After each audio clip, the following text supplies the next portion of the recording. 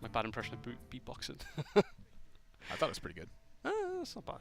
Yeah, I've been practicing in the mirror before I came in a hotel. Beatboxing? No, casting. Oh. Doing jokes. A few dad jokes I've got going on. Do you want to hear one? I mean, I love dad jokes. I cast with TJ. I mean, why don't they have parties on the moon? Because it's the moon? No atmosphere. You know, funny. The funniest thing I ever heard about the moon was Lance Armstrong used to tell horrid jokes about being on the moon, and at parties, like right. with tons of important people, and people just be like, "What is that?" Did I say Lance Armstrong? I meant Neil Armstrong. Neil Armstrong. Yeah, I'm sorry, not Lance Armstrong. Oh, he's a cyclist. Yeah, not that guy. Yeah. Neil Armstrong. He would always tell these terrible jokes about being on the moon, and then when everyone's hesitation and kind of cringe would set in, he'd go, I guess you had to be there. Yeah. That's pretty good, actually. And everyone's like, oh, it's better than saying I'm just joking. You have to be there. Hamster's actually switched to his, straight to his Druid, his Jade Druid. So it's a few different tech choices from Reno. But overall, I think, pretty much the same. I like this control, sorry, not control, it's a combo priest from Reno as well.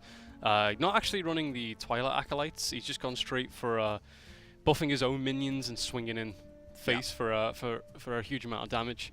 No opposing minion power manipulation. Yep, that's it. Which we've seen popular in Standard, due to like the rise of Q block. So you typically like steal like a large health minion from the Q block, Potion of Madness it, buffer up, and then just kill them, swing into face. But yeah, Reno not choosing that line of play. Thinking Void Lord. Yeah, Void Lord especially. Pint-sized potion. Yeah, it's actually pretty good against Big Priest as well. If you can steal Yasiraj, and you can Twilight it, pint-sized, and then just basically double up the health and just swing into face. Yeah. So this will be pretty interesting. Reno's he's really reliant on getting just like maybe one mid-game, like one big minion to stick. And that's a really good start as well. 2 Jades already out, Iron Hand and Nourish.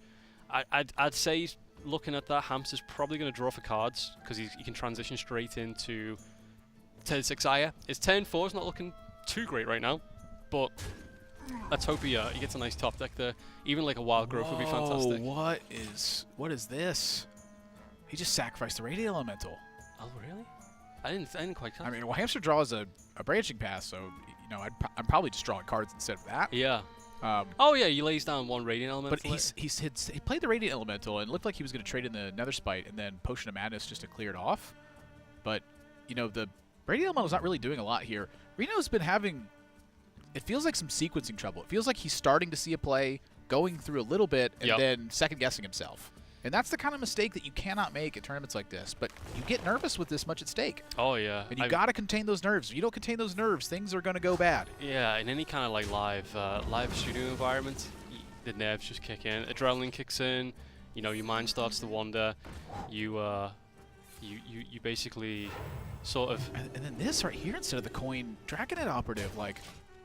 Yeah, I mean, I can kind of see drawing cards whilst you can in this deck is pretty important. So, whilst his minion was injured, yeah, the Dragonet draws a card. Yeah, it's true actually. And it's also a 5/6 instead of a 1/3.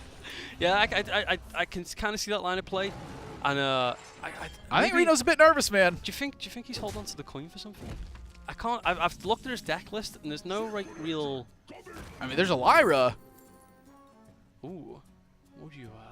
It's an interesting choice. I guess Wrath, because you basically want to keep your board state up so you can start buffing your minions. So Wrath is a good one just to remove like an. Just want to hit him. Yep, absolutely. This is what I'm saying. If he'd played that Draconet last turn, whoa, UI. That'd be wow. This is. I'm quite surprised that Reno is taking the super greedy cards. That he's conserving the coin. That UI is a bit of a difficult one because he's got 2 cards in his hand that generate more cards. So when he plays Azure Drake, he draws another card. When he plays the Operative, it draws another card. So it's not like he can empty his hand out very quickly over the next few turns. I think Wrath would have been a better choice there, just to take out. You could, take out the Aya, trade into the 5/5, maybe heal up the minion. He's got nice silence for this. Yeah, he's got silence. We could have silenced and Wrath the Aya. Well, try number 2.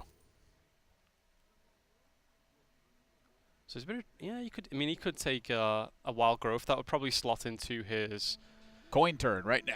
Yeah, yeah, that's actually a good point. Yeah, that would turn it into like a permanent coin for him. So no, not a bad idea actually. I like that because if he's gonna UI, he needs to remove some cards now. He took seeds.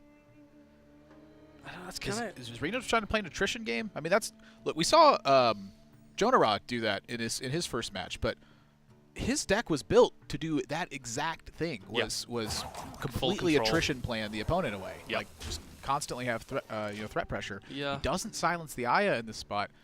I'm concerned that Reno has lost focus in this one and that things are getting away from him. Yeah, and the poison seeds kind of counterproductive to what he wants to try achieve. Like he always wants to be ahead on board, so poison seeds would just wipe out and reset the board state. I mean, this is a huge swing.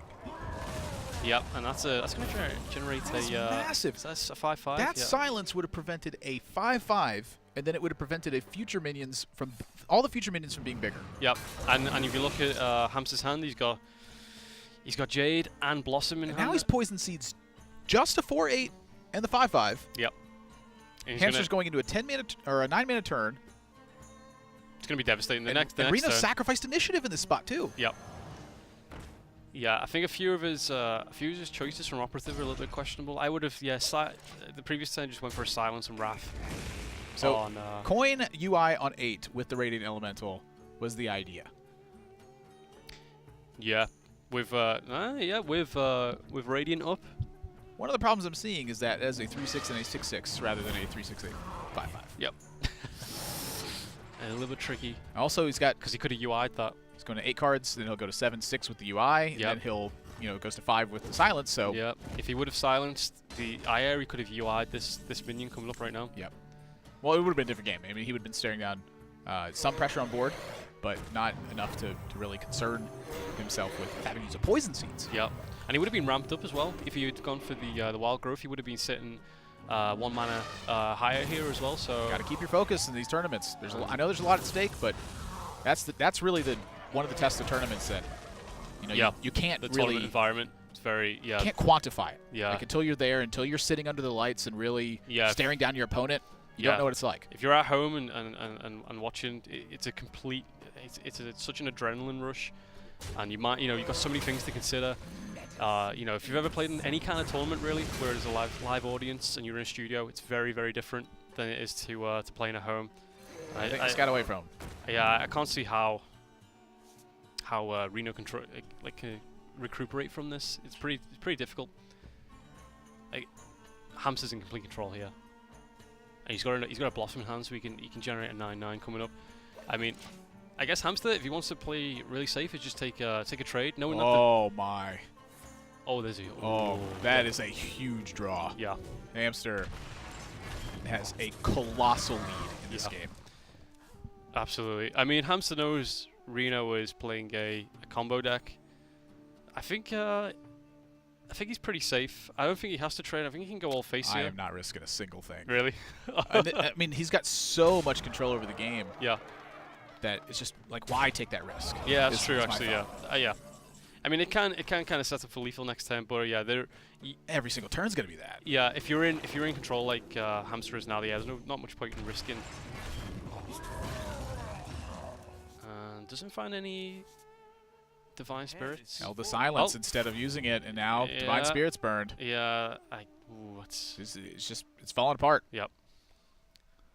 He's got to get a handle on this, or this is going to end real quick. It's got to be nerves. It must be nerves for Reno. I mean, he had a couple of little slip-ups in his first set, but this is, he does not play like this very often. I mean, I watched him during the qualifier. He had some pretty tight, aggressive play in his earlier set. He had a moment here and there, but this one is just. Yep, and with his Pirate Warrior being banned, Reno's gonna struggle a little bit, and the Hamster's last deck coming up. Let's see, it's the Warlock, the Q block that's coming up. Yeah, with one Divine Spirit burned, it's gonna be even harder for him to build up that giant minion. I mean, maybe he can look for it with Shadow Visions and find a second one again. But for Reno to get a minion to stick now, it's going to be pretty tricky. Pretty tricky. Yeah, it is quite a task, I'd say. There's no Skulking Geist inside this priest deck. You need to be taking the board and keeping that board until just that one turn where Hamster can't take care of something. Yep. And then boom, you hit him. That's it. That's what, actually, that's why I like before when you mentioned coining out the operative, getting that 5-6, getting that initiative on board on turn 4 before. Yeah. Hamster burns a card on the draw here too. I'm curious if that's intentional or not. He could just played the. Yeah, he could have played the Blossom first, right? Yeah. Oh, I mean, there's one card that could could swing the tides. We also played both Radiants though. Yeah, it's a lot trickier. Spirit number 1. Concede. Yep. Reno's got to get it. He's got to stop. He's got to stop the nerves. He's got to find a way to get a control of it because I think it's really affecting how he's approaching the game. Yeah, he's got to be a little bit disappointed with that. I think some of the choices could have been a little bit different there.